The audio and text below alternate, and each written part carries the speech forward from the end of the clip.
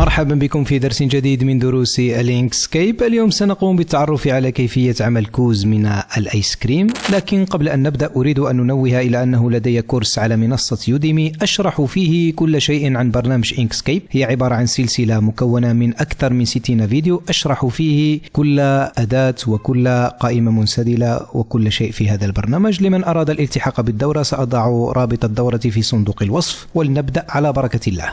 أولا نقوم بالذهاب إلى أداة الدوائر أو أداة الليبس تول. هذه نقوم بالضغط على كنترول شيفت، ثم نقوم بالسحب هكذا نحو الجهة اليمنى هكذا، ثم نقوم بتحويل الدائرة إلى مسار، لاحظ هكذا، ثم نقوم بعمل كنترول دي ونعطيه لونا مغايرا مثلا هذا اللون، ثم نقوم بالسحب قليلا نحو الداخل هكذا، ثم نقوم بعمل كنترول دي نعطيه لونا آخر، ثم نقوم بالسحب قليلا هكذا، ثم نقوم بالضغط على كنترول والسحب من هذا المقبض هكذا.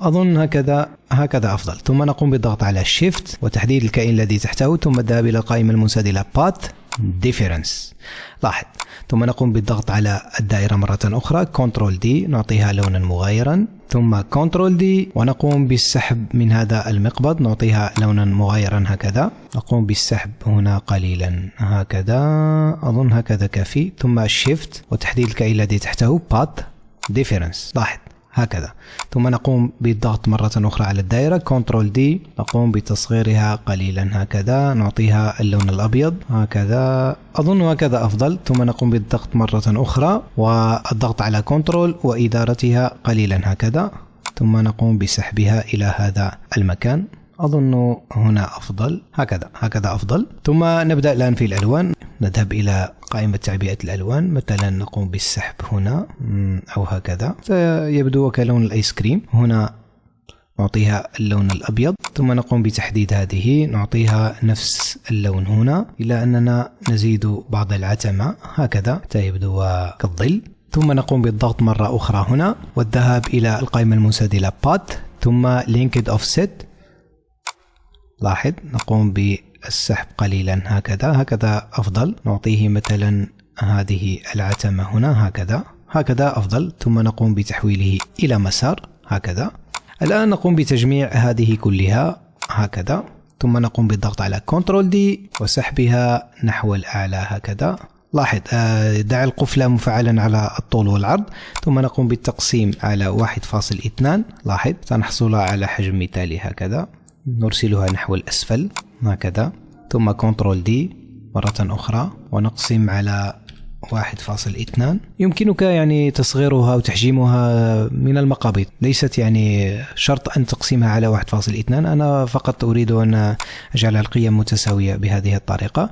الآن نقوم بتجميعها هكذا، ثم الذهاب إلى قائمة المحاذاة أو أداة المحاذاة، نجعلها توسيط هكذا والمسافة بين بعضها البعض متساوية هكذا أفضل، نقوم بالتصغير قليلا هنا هكذا، ثم نقوم بالذهاب إلى أداة المستطيل، لاحظ نقوم برسم مربع هكذا، ثم نقوم بجعله مسارا، ثم نقوم بالضغط مرة أخرى والضغط على كنترول حتى تكون الاستدارة بزوايا متساوية، ثم نذهب إلى أداة العقد هنا، نحدد هذه 3 عقد هنا، ثم نجعلها دائرية بهذا الشكل، ثم نقوم بتحديد هاتين العقدتين والضغط على كنترول والسحب نحو الأسفل هكذا، نقوم بأخذها إلى هذا المكان هنا نجعلها تحته، نقوم بالتصغير قليلا حتى تكون مناسبة هكذا، أظن هكذا أفضل. الذهاب إلى أداة العقد نسحب قليلا هكذا ونسحب هذا قليلا هنا هكذا يبدو أفضل، نسحب إلى هذا المكان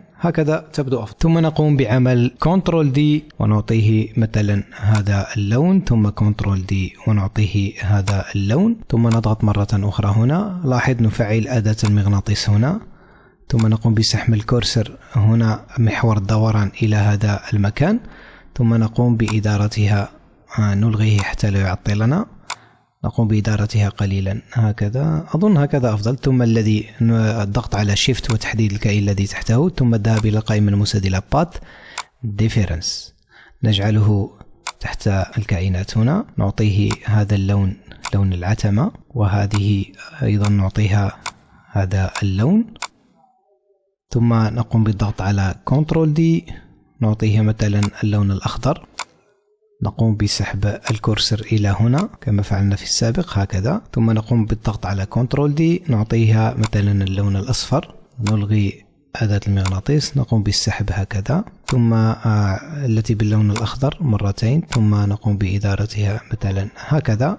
هكذا تبدو أفضل. ثم الضغط على هذا الذي باللون الأصفر، ثم شيفت والضغط على الذي باللون الأخضر، ثم بات ديفيرنس نعطيها اللون الأبيض، نرسلها تحت الكائنات هنا هكذا تبدو أفضل. ثم نقوم بالضغط على هذه التي باللون الوردي، ثم الذهاب إلى بات لينكد اوفست، ثم نقوم بالسحب قليلا هكذا تبدو أفضل. أو نعطيها نحولها إلى مسار، أو نعطيها هذا اللون الذي بالعتمة حتى يكون الألوان كبعضها البعض. الآن أنهينا الجزء الأول هنا وهو جزء الآيس كريم. نذهب الآن إلى تصميم المخروط أو الكوز. بالضغط على أداة النجمة هنا احرص على اختيار خيار الخماسي هنا بثلاثة رؤوس الكورنرز، وراوندد أو الزوايا الدائرية بهذه القيمة 0.200.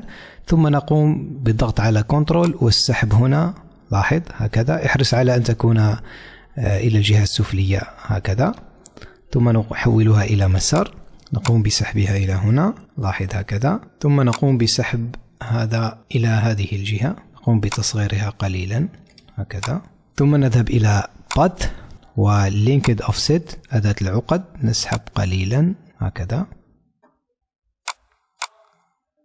أظن هكذا كافي. نحوله إلى مسار، نعطيه هذا اللون، أما هذا فنعطيه اللون الأصفر هكذا، نصغرها قليلا هكذا أفضل، أو نزيد القيمة قليلا هكذا.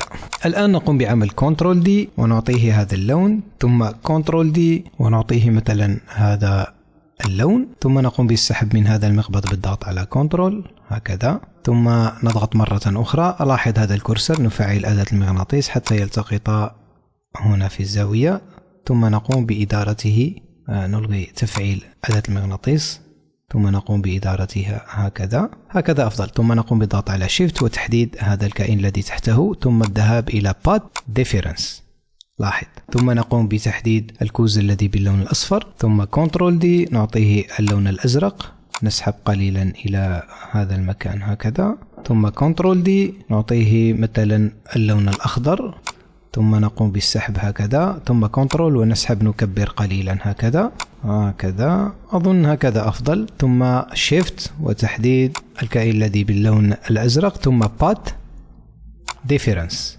نعطيها مثلا اللون الأبيض، ثم نقوم بعمل كنترول دي التي باللون الأصفر هكذا، ثم كنترول دي نعطيها لونا مغايرا، ثم كنترول دي ونعطيها اللون الأخضر هكذا، نقوم بالضغط على كنترول وتكبيرها قليلا هكذا، ثم نسحب إلى الأسفل هكذا أفضل، ثم Alt نحدد الكائن الذي تحته، ثم Shift الذي فوقه، Path Difference نقوم بسحبها إلى هذا المكان هكذا أفضل، أو نقوم بإدارتها قليلا هكذا نعطيها هذا اللون، ثم كنترول دي ومواصل ضغط على كنترول والسحب نحو الأسفل، نقلل القيمة هكذا، كنترول دي هكذا، كنترول دي هكذا، ثم نجعلها على جهة واحدة أو هذه الجهة، ثم نقوم بتسويتها